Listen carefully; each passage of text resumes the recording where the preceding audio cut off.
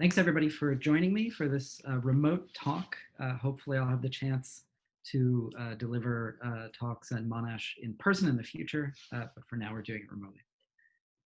Today I'm going to talk about uh, what I and my collaborators have come to refer to as the Ugly Valley. And it's essentially going to be a presentation of work, specifically of a book project that I and my collaborators have worked on over the last decade or so, and a series of thoughts or investigations that book project led us to after the book was published, in fact, as it's kind of made its way into the world, to do with ugliness, maintenance, care, and time and temporality. The book project is this. It's called Heroic Concrete Architecture in the New Boston. My collaborators in this project are Mark Pasnick and Chris Grimley, based in Boston. I'm now based in Houston at the University of Houston.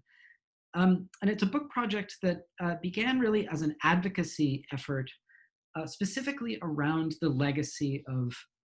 concrete architecture from a particular time period in Boston from the 1950s to the 1970s. What was really the heyday of concrete buildings, not just in Boston, but in many places, in many cities, especially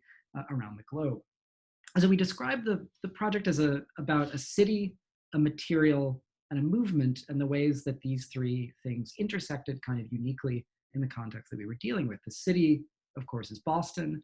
a place that was undergoing radical transformation after the 1950s,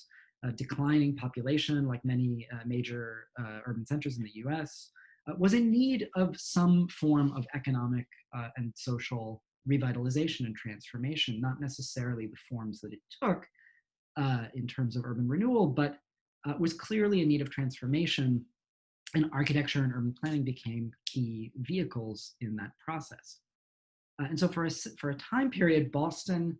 really became a symbol of urban transformation through architecture and urban design and urban planning around the world. And the material, of course, was concrete, a material that was very much in its heyday in that period, partly as a result of the existence of contractors before the specialization of contractors that could execute extremely high levels of quality and concrete work.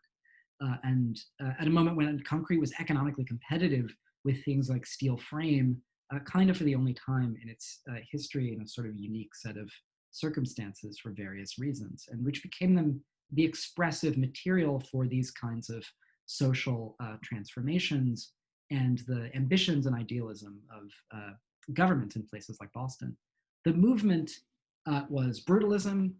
understood as a global and specifically transatlantic movement, quite heavily from Europe, between Europe and the US and South America. And we were looking at the ways in which the city, the material, the movement intersected to produce things like this, Boston City Hall, as the emblematic product of sort of a unique conjoining of these different kinds of global and local developments, both within architecture and, more broadly speaking, within culture and society at large. We developed the project at a very particular moment in Boston's history when many of these buildings were reviled, were candidates for demolition. There were articles like this from 2006, right at the beginnings of the project for us, where the mayor of Boston at the time talked about demolishing Boston City Hall and moving its governmental functions out of that building and into other parts of the city. There was a lack of interest in and appreciation of these kinds of architectures. And so the project was from the beginning an advocacy effort, primarily to advocate for the preservation and appreciation of these buildings that we loved, many other people hated, and that we saw going away and which we wanted to save. We didn't realize in the beginning, but came to understand very quickly that the project was about advocacy, not just for buildings, for physical spaces and works of architecture, but also to preserve the voices that were involved of the protagonists of that era, and that the voices and the characters that were responsible for this kind of urban transformation were it was as important, or in some cases more important, to preserve their thoughts, their ambitions, their hopes and ideals, and to preserve the tenor of their voices in these conversations just as much as the buildings. And so in that sense, I want to dedicate this talk today to one of those voices in particular, to Michael McKinnell, the architect of Boston City Hall, who passed away last month due to COVID-19. And it's really in his spirit that we are continuing to think about this work, along with other protagonists of the era who have recently passed away as well, among others that we interviewed numerous times for the book. Henry Cobb of Pay, Cobb, Freed and Partners, and Ian Pei and others that we've lost after completing this project. The project, just to describe the sequence of it a little bit on the way to the thoughts that this led us to, the project began as an advocacy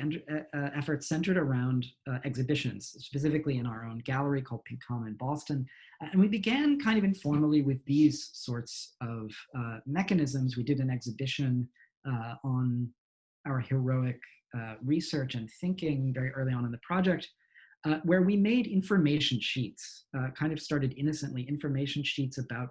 different projects, with kind of dates, information, texts that we wrote, photographs that we took, with the idea that these were tearaway sheets that people could take and then inform themselves, but also bring them into other spaces and other parts of the city, could take this information out of the gallery, and maybe that these things, as they floated around the city and different public spaces, could kind of innocently land in some place where they could kind of, someone could encounter them in an unexpected way, and they could change people's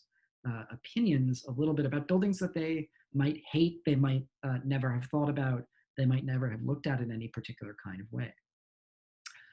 We eventually started a website that included a lot of this information and kind of gave us another platform to work. We started a Twitter feed. We started to develop mechanisms for getting the word out and for trying to build a discussion around buildings that we called not brutalist, but heroic, as an attempt to get out from under the accumulated historical baggage and the misconstruals and misinterpretations of a term like brutal or brutalist, in favor of a term that we felt could restore some of the discussion of the social idealism of the time. We started to draw these buildings consistently at the same scale to understand their material construction, how they worked. We started to map their locations within the city to try to get a sense of what was built in this era, how comprehensively, how much of the footprint of the city did it affect. And then eventually we moved into more of a formal book project. We started a Kickstarter campaign to raise money and through other means. And then eventually this led finally to the book, Heroic, as just one out of sort of a long chain of these kinds of activities that we were conducting. And so as we were working in these various different ways, we were also writing texts, not just for the book, but in different kinds of newspapers and magazines, both locally and sort of farther away. And we started partly through articles that we were writing and also through reviews and articles that were being written by other people, by architectural critics and others, started to contemplate a series of terms that kept coming up in the reception of these buildings, and specifically the idea of ugliness. So these buildings are ugly versus other kinds of arguments that they were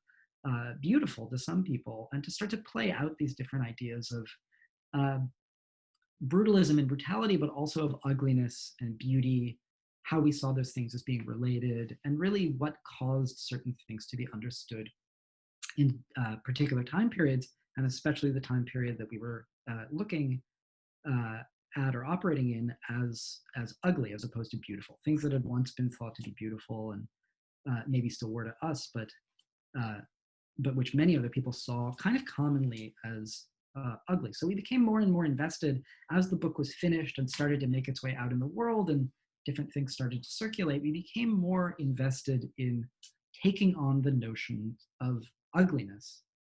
as a kind of cultural idea. So we started looking into the history of the term. And we found sort of fellow travelers, like Rem Koolhaas in this case, talk about beauty and you get boring answers, but talk about ugliness and things get interesting.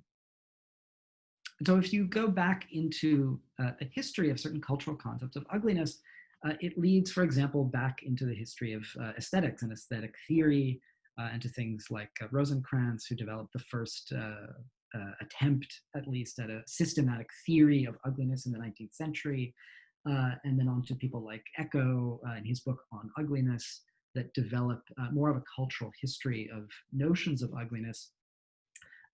Ugliness as a concept or an idea in aesthetics. Ugliness as the opposite of beauty, and a kind of necessary for Eco uh, counterpart or sort of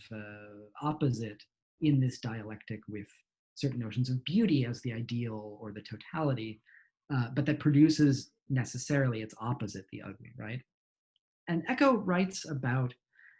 the 19th and 20th centuries, romantic and avant-garde, especially early 20th century avant-garde attitudes in which there was a kind of validation of the ugly, what he calls the triumph of ugliness in the early 20th century, in a kind of avant-garde idea that ugliness was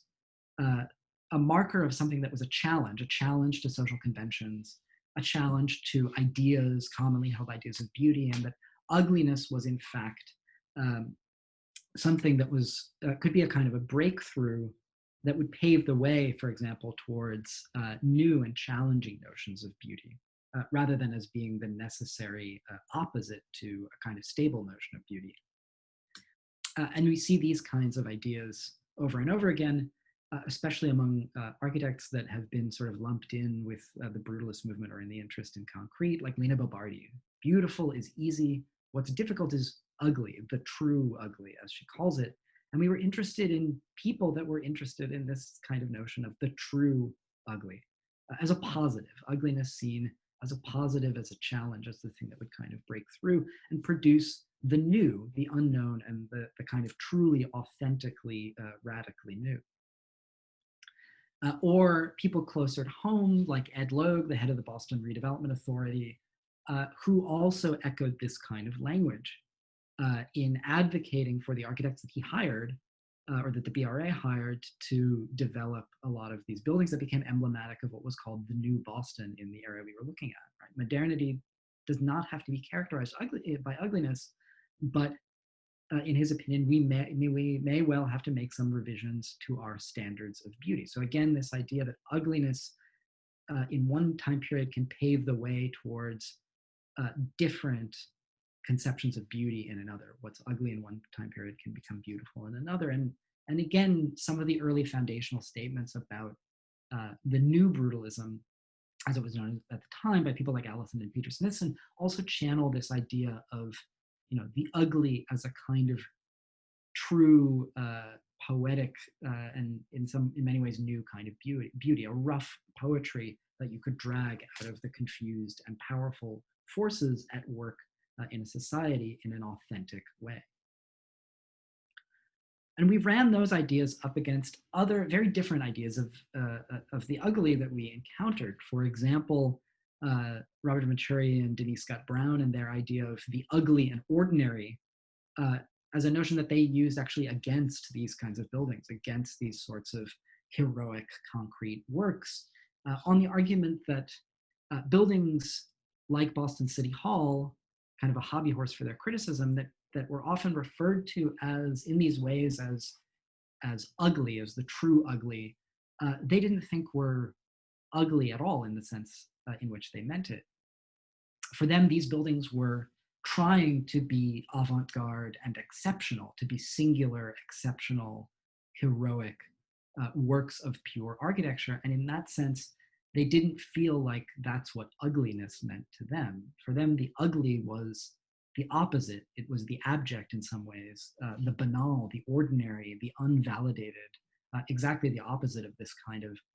monumental avant-garde kind of singular architecture. And so we had to confront, different ideas even in the same time period of what was ugly. Is the ugly the exceptional, or is the ugly, in contrast, the ordinary? We were looking at other kinds of sources like these that expanded a different notion or set of notions of the ugly altogether. Gretchen Henderson, for example, in her book on ugliness as a cultural history, develops the idea that ugliness is relational, both within a given culture and across cultures, so that what manifests culturally as ugliness, in her view, are really moments of encounter or even of transgression of certain kinds of social limits, which are themselves constantly changing in this relational or contextual view of ugliness. Timothy Hyde, in his quite recent book, Ugliness and Judgment, extends this sort of idea uh, to the idea that ugliness is not an aesthetic value as such, but really a social judgment, and points to the ways that debates on ugliness in architecture for him actually point to moments of frictional or what he calls excessive entanglements with the real contingencies of social life. And in particular, he reads the ugliness of brutalism, as one among other topics in his book, as something that was meant in its time to confront a collective subjectivity, one that was steeped in customs and conventions. And he reads specific examples of the judgment of ugliness sort of applied onto these brutalist buildings, particularly this building, the South Bank Centre in London, as what he calls the disconcerting of civic spaces of collective expectation through architecture as a mechanism or an instrument. And so this idea of ugliness as relational, of pointing towards certain kinds of social relations, are judgments we also found in people like Mark Cousins, who wrote a series of articles on the ugly in AA files in the mid 90s. And his idea that the ugly object is experienced as something that shouldn't be there, and really as an object which is in the wrong place. He likens this to Mary Douglas's uh, work on dirt understood as matter out of place, and extends this to the idea of the ugly, right? Something which is in the wrong place, and that's kind of what gives it the characteristics of ugliness. And we became interested in thinking about this idea of the wrong place, not just in terms of physical places, spatially, but in terms of time. What would it mean for something to be in the wrong place temporally? And is there a way of understanding ugliness not as aesthetic, as an aesthetic category or determination, but to think about ugliness as temporal, or as pointing to certain conditions of temporality that we found in the buildings that we were looking at? We tend to forget when certain kinds of buildings were ugly, were judged as ugly, because we can't think of them that way nowadays. So, for example, something like Penn Station in New York, the famous building by McKim, Mead and White, opened in 1910 as a kind of a building that we think about this way. We think about through these kinds of images and photographs of these soaring spaces, grand spaces filled with light from the steel frame and all of these other means. We tend not to think about it the way that it was 50 years later when it was demolished. Its demolition is regarded, of course, as one of the tragic examples of misguided lack of attention to a building, as a criminal act almost. But we forget what kind of reception the building had in 1960, when it was seen by many people to be ugly, to be obsolete and ugly. It was decrepit, kind of run down, was seen as having outlived its useful life. Its surfaces and its interiors had been allowed to decay and to darken. It was kind of blackened. It was full of commercial junk and tchotchkes. It was not regarded very positively. It was regarded as a building that was ugly, rather than what we think of it as now today in its ideal original state, as something that was beautiful, but which nevertheless was allowed to be demolished. Similarly, a building like the Auditorium building in Chicago, Louis Sullivan, with a young Frank Lloyd Wright working in his office on the acoustics of the auditorium and other features of the building. Nowadays, one of the tourist landmarks of Chicago, a building that would be unthinkable. It would be unthinkable for somebody to consider demolishing this building in its current state. It is beloved as a beautiful example of Sullivan's work and of Wright's work. We forget when it was ugly. again, about 50 years after the building's opening. During World War II, its lowest point, when the building was used as a way station for soldiers on their way to be shipped out to serve during World War II. The stage had been converted into a bowling alley. The building had been previously abandoned, and this was kind of its only possible use. It was decaying, was decrepit, and it was really only that it was saved in 1947 by Roosevelt University deciding to buy the building and move in. Otherwise, it very likely would have been demolished. It was considered to be obsolete, outdated, abandoned, and ugly. And so thinking in this way about ugliness as a kind of a temporality, in other words, a thing that buildings could fall into the category or the reception of ugliness and maybe could crawl back out of them, we were led to this thing that we started calling the ugly valley as a kind of temporal zone that buildings can fall into. We copied the term, kind of modified it a little bit, of course, from the idea of the uncanny valley in robotics and in kind of 3D animation now and other venues, the sort of cultural idea of a kind of valley through which certain representations have to pass from being artificial to being seen as real, where there's a kind of danger zone where something is not quite realistic enough, where its reception actually becomes quite uncanny, sort of disturbingly uncanny almost, because it's neither artificial enough nor exactly real. It kind of falls into this middle or uncanny zone that is quite problematic. And we realized that this was exactly what was happening to the buildings of the era, the heroic era, in the time that we were looking at them in the 2000s. That these buildings, temporally speaking, had fallen into this kind of ugly valley, which for us was a period about 40 to 60, even 30 to 60 years after a building had opened. It's a kind of dip in the sine curve of a building's popularity, and which really had historically been in many different eras the danger zone in which these buildings were allowed to decay, were seen to have reached the end of their first useful life but had not yet been transformed into a second useful life, and which became really the vulnerable period for many of these buildings, in which they were either demolished or disfigured, mutilated, modified, without any sensitivity to the original building. It was a period in which their styles had fallen out of public favor. And it clarified things immensely for us to think about these buildings and the ways in which they were routinely judged in the way that this article did, as ugly, as among the ugliest buildings that had ever been designed.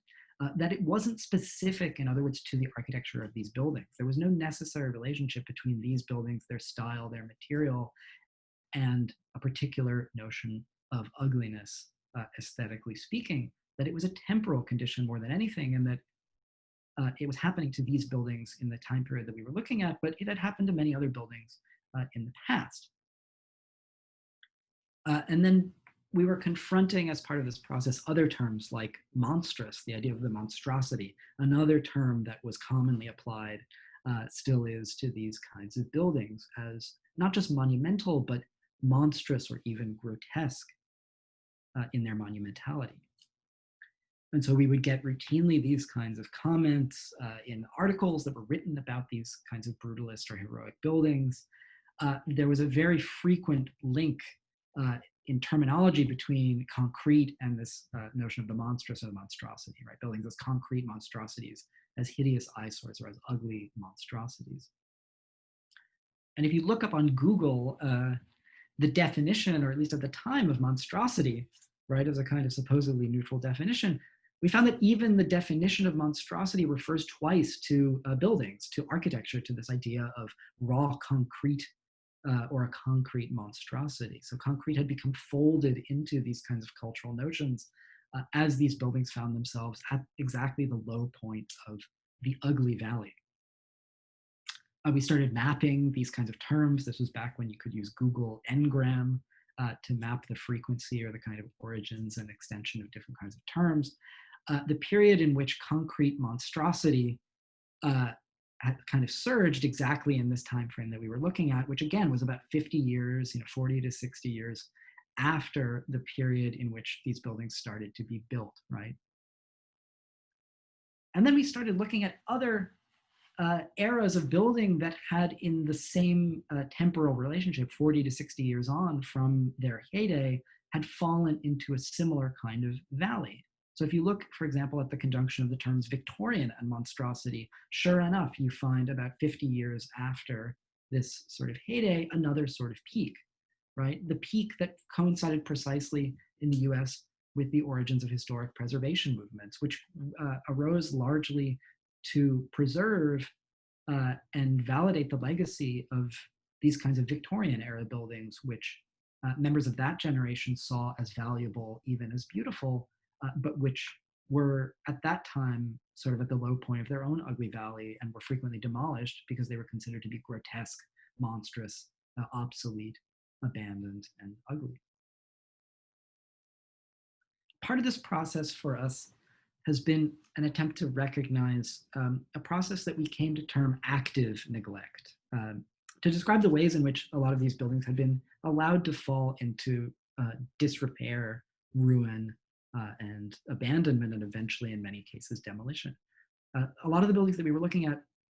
seemed not just to have accidentally or innocently fallen into this kind of decay, but to have been actively allowed by their stewards, by the people that were supposed to be protecting them, actively allowed to fall into disrepair,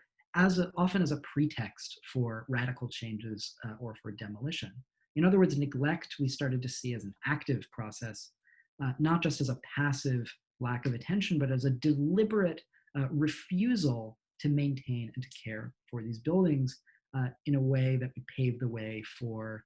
as in the case of the Martin Luther King School, exactly for demolition, through faults that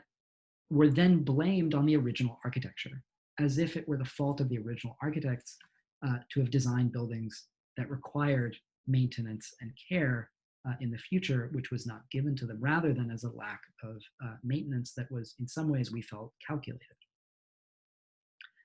We developed an exhibition on this idea of active neglect and abandonment and demolition at Panorama Gallery a few years later in 2018 called Brutal Destruction, which was an exhibition of photography by various different photographers of buildings in different parts of the country and internationally that had fallen into and were unable to escape the ugly valley and had in fact been demolished after being allowed to decay through these processes of active neglect, abandonment, and disrepair. Prentice Hospital in Chicago, Araldo Casuda's Third Church in Washington, D.C., Paul Rudolph's Shoreline Apartments in Buffalo, Alison and Peter Smithson's housing estate in London, and other kinds of projects that for us were all part and parcel of similar dynamics of active neglect that eventually led to demolition. And as a counter, we wanted to pose a return to a different territory of thinking about maintenance and care, not about abandonment, neglect, decay, and demolition, which was very much sort of what was happening at the time. Maintenance and care puts us into a different history, a different set of attitudes in relation to the built environment. Sharon Mattern has written an excellent article in Places Journal on maintenance and care, where she develops a lot of these ideas about the ways in which these are very different territories of attitude, let's say, towards how we live in and shepherd the built environment around us. She points to people like Mirla Landman-Youkilis and her manifesto on maintenance art from 1969, and her development of a dichotomy or a dialectic between what she calls development and what she calls maintenance. Development, according to Youkilis, is really the heroic, the originary moment of creation, the kind of heroic act of initial creation that's so much of the focus of art history and architectural history have tended to privilege and to validate, right? The act of creation gendered in Euclid's terms as masculine, the kind of masculine heroic act of making that doesn't take into account the afterlife, what happens, in other words, after this moment of creation, which she refers to under the rubric of maintenance. Maintenance is everything that's neglected about care, about preservation of objects in time, not the act of creation, but the act of caring for things, gendered in her viewpoint very much in terms of labor as feminine. And she intended to validate the latter over the former.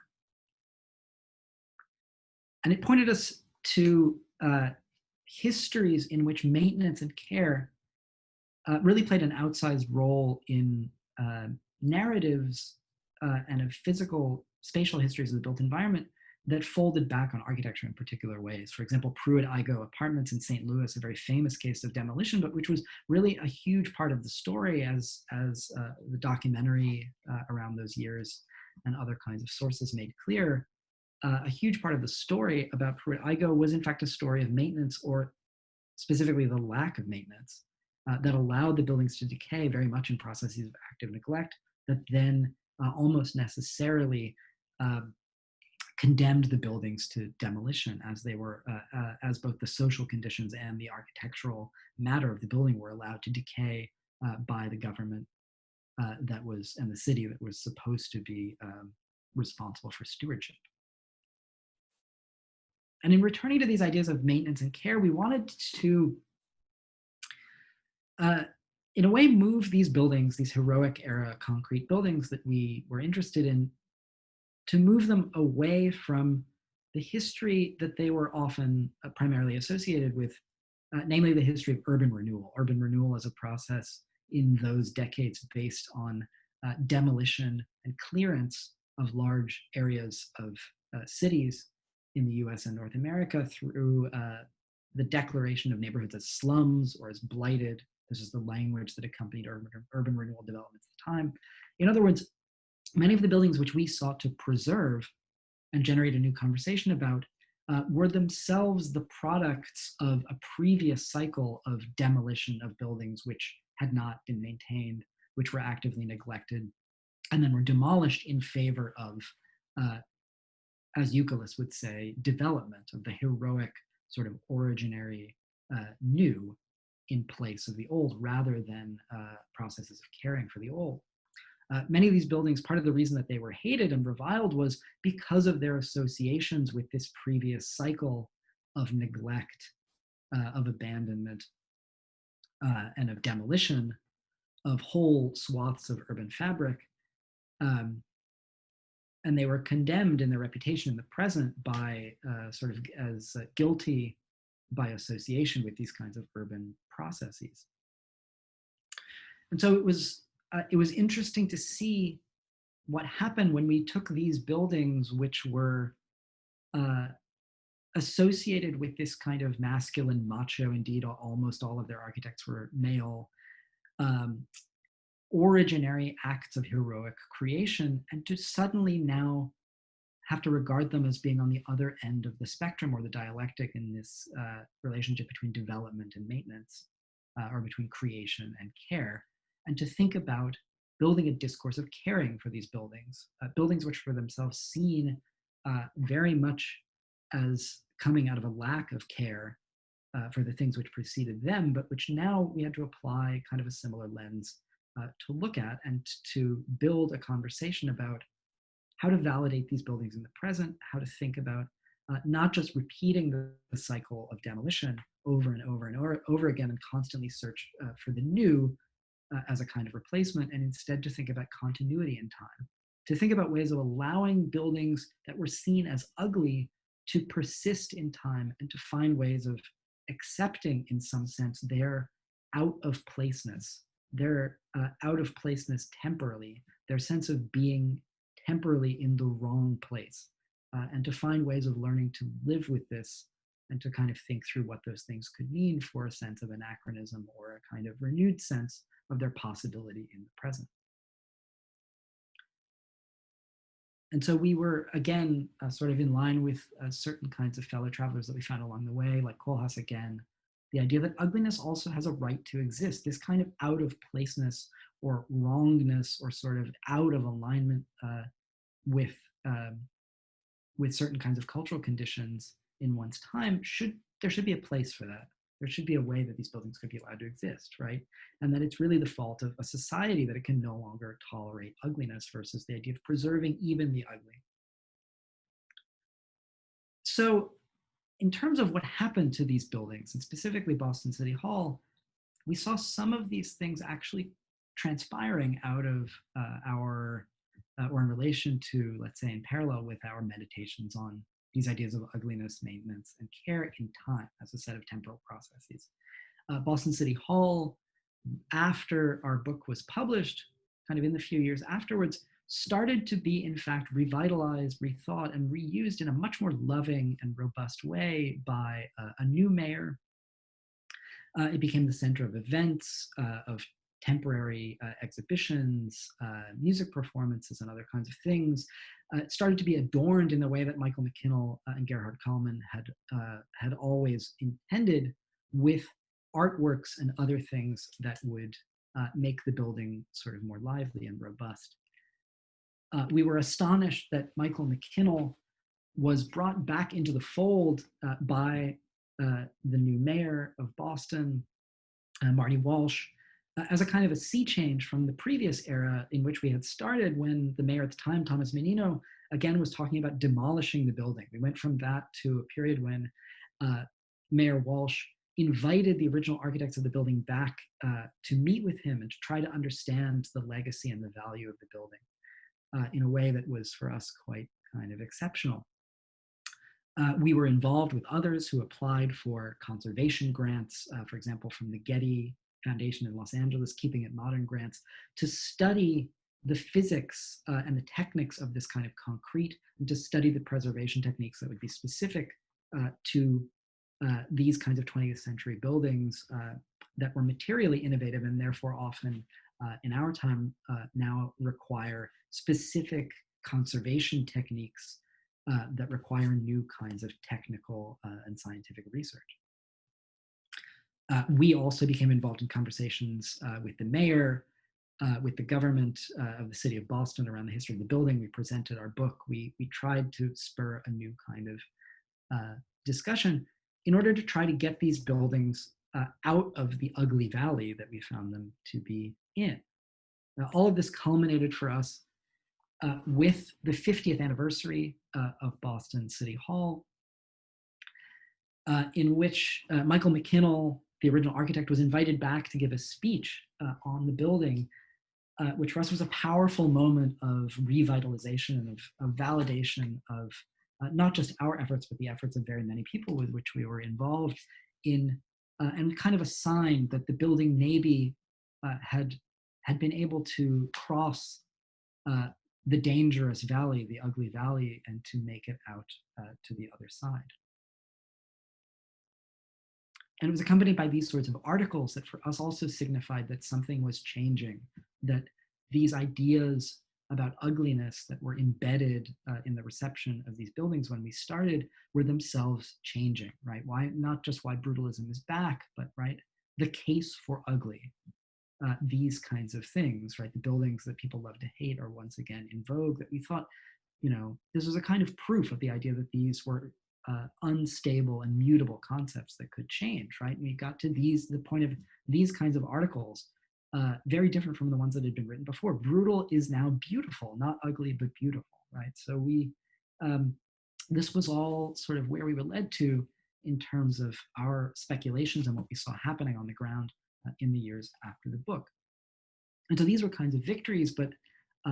as a conclusion, I would say that the fight is not yet over. That's some of what happened to Boston City Hall, a building that we now feel is out of the ugly valley and out of the danger zone in terms of preservation, conservation, and care. But other buildings, even adjacent ones nearby, masterworks like Paul Rudolph's State Services Center, are now themselves, just as we speak, in the danger zone, passing through their own ugly valley still. This is an article from within the last couple of months about a proposal on the boards to redevelop the site of the State Services Center. And so for us, the fight continues. We keep going, and we hope that this framework of thinking that we've engaged in on temporality and on the relationship between ugliness and certain ideas about time, maintenance, and care can help us address the fate of these kinds of buildings going into the future. Thanks, everyone, for your attention. And I look forward to hearing your thoughts.